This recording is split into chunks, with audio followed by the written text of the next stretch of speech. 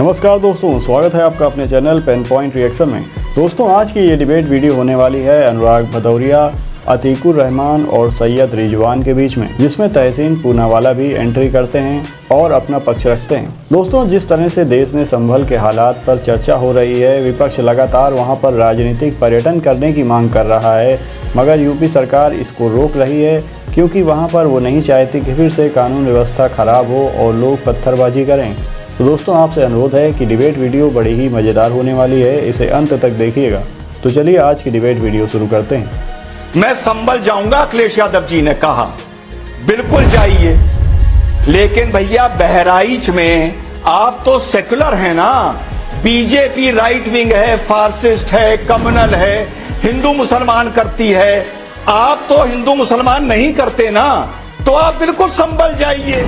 लेकिन जब राम गोपाल मिश्रा को गोली मारी गई थी हरा झंडा नोचने के लिए, वो भी गलत था। पत्थर मारने का संविधान में कहां पर इजाजत है, ये भी बता दीजिए। लेकिन बाबर की विल की जो आपने बात कही, बाबर की विल आपको इतने अच्छी तरीके से पता है, स्कॉलर है ना आप। बताई नहीं जाती, नजर लग जाती है। रिजवान साहब, अब आप जवाब दे दीजिए। जी, तो देखिए नाविका, छोटा सा वकील हूं, लेकिन ट्रायल कोर्ट का वकील हूं, सुप्रीम कोर्ट हाई कोर्ट का नहीं हूं। मुझे पता है किससे क्या सवाल पूछना है। अभी मजा आएगा ना भिड़ो। जैसे ही अतीकुर रहमान ने बाबर के ये वकील बने, मैंने साबित कर दिया कि डीएनए एक है, यानी योगी गलत नहीं कह रहा। बात खत्म, केस क्लोज, नंबर 1। अब बात आती है जो उन्होंने कहा मैं संभल जाऊंगा, अखिलेश यादव जी ने कहा। बिल्कुल जाइए, लेकिन भैया बहराइच में आप तो सेकुलर हैं ना।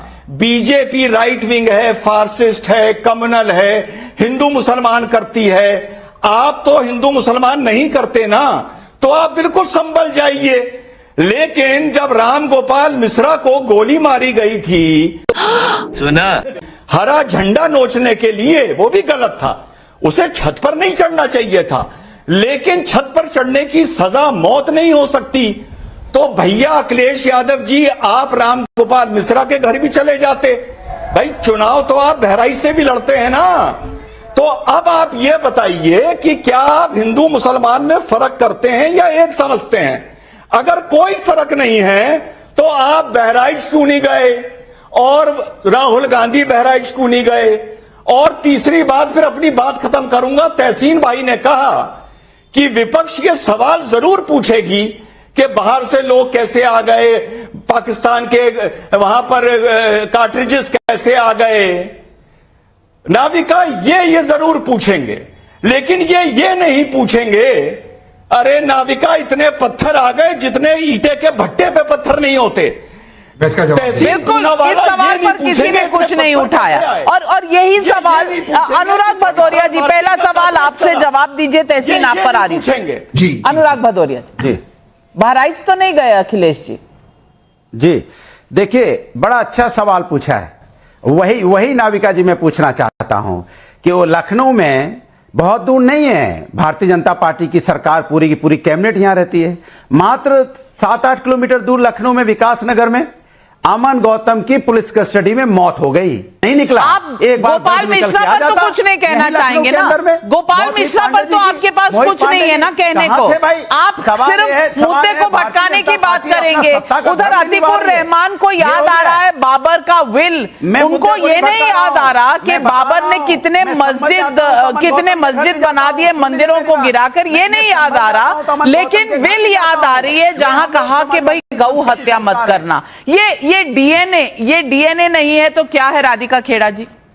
बिल्कुल आपने सही कहा, बाबर का डीएनए कहां है ये आज आपके शो पे भी हमें दिखाई पड़ता है। लेकिन अनुराग भाई ने 2 बातें करी।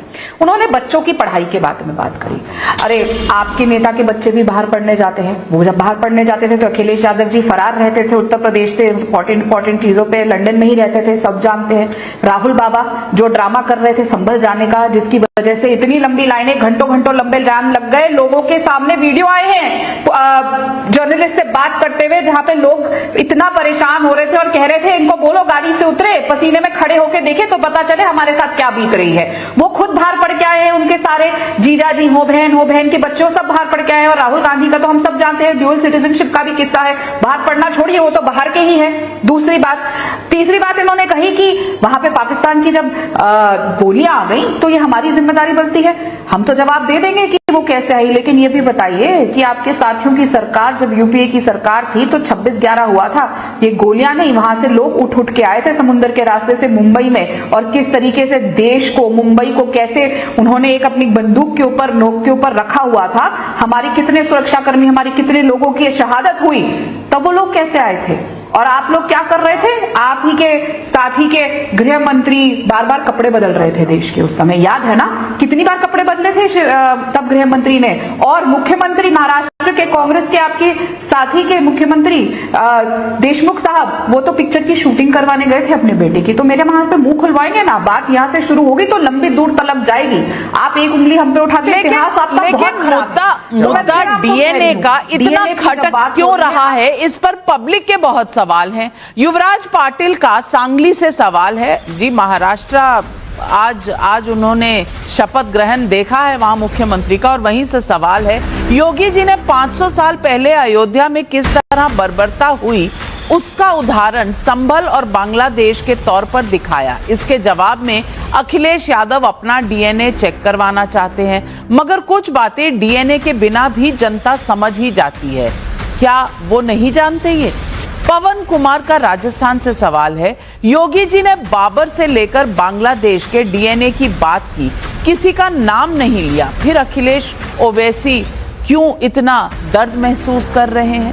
नरेश चंद्र शुक्ला का यूट्यूब पर सवाल है, क्या डीएनए पर सिर्फ अखिलेश जी को ही बोलने का अधिकार है? अगर सीएम योगी इस पर बोलते हैं तो अखिलेश जी इतना बुरा क्यों मान लेते हैं? जवाब दीजिए अनुराग भदौरिया जी। मेरा सीधा सा मानना है कि जो जिम्मेदारी है उत्तर प्रदेश की सरकार की, वो अपनी जिम्मेदारी से क्यों भाग रही है? अच्छा, उनकी जिम्मेदारी है कि जवाब देना चाहिए कि संभल में दंगा क्यों हो गया। अच्छा, पुलिस प्रशासन वहां फेल क्यों हो गया? इंटेलिजेंस डिपार्टमेंट फेल क्यों हो गया? आपने सैनिटाइज क्यों नहीं किया? क्यों नहीं ड्रोन कैमरा वहां पे लगाया जिससे आपको पता चल जाता है कि वहां पे पत्थर कहां से आ गए? छू मंतर से तो पत्थर आए नहीं, छू मंतर से तो भीड़ आ नहीं गई। इसका जवाब जरूर आना चाहिए। मैं जानती हूं कि ये सवाल सही है, ड्रोन का फुटेज है, सब कुछ वीडियो में कैद है, इसका जवाब जरूर आना चाहिए, लेकिन जवाब ये भी तो आना चाहिए इतने पत्थर कहां से आ गए और ये पत्थरबाज कहां से आ गए? ये सवाल तो आप कभी नहीं पूछते। क्यों नहीं पूछते अनुराग भदौरिया? यही सवाल पब्लिक का है। मैं पूछ रहा हूं ना, कहां से आ गए पत्थरबाज, कहां से आ गए पत्थर, वही तो पूछ रहा हूं मैं। नाविका जी, इसका जवाब मैं दे दूं? ठीक है। कवर फायर पूरा है आपका। ये पत्थर कैसे आए? लेकिन तहसीन भाई रिजवान साहब ने आपसे सवाल पूछा, एक सवाल मैं भी ऐड कर देती हूँ। बाबर के मजार पे जाने वाले लंबी लिस्ट है गांधी परिवार से। तो दोस्तों, डिबेट वीडियो आपने देखी, उम्मीद करते हैं ये आपको पसंद आई होगी, और पूरा वीडियो देखने के लिए, अंत तक बने रहने के लिए आप सभी का बहुत बहुत धन्यवाद। जो लोग चैनल पर पहली बार आए हैं और चैनल को सब्सक्राइब नहीं किया है वो प्लीज़ चैनल को सब्सक्राइब करें, जिससे ऐसे ही लेटेस्ट डिबेट वीडियो आप तक लगातार मिलती रहे। बाकी आप सभी की इस डिबेट वीडियो के विषय में, प्रवक्ताओं के वक्तव्यों के विषय में जो भी राय हो, जो भी विचार हो, कमेंट बॉक्स में कमेंट करके ज़रूर बताइए। अपनी फ्रीडम ऑफ स्पीच का फ़ायदा उठाइए और अपने विचारों को ज़रूर प्रकट करिए। तो दोस्तों, बाकी इस वीडियो को यहीं एंड करते हैं, मिलते हैं जल्द ही किसी और वीडियो में। तब तक के लिए आप स्वस्थ रहिए, सुरक्षित रहिए। नमस्कार, जय हिंद, जय श्री राम।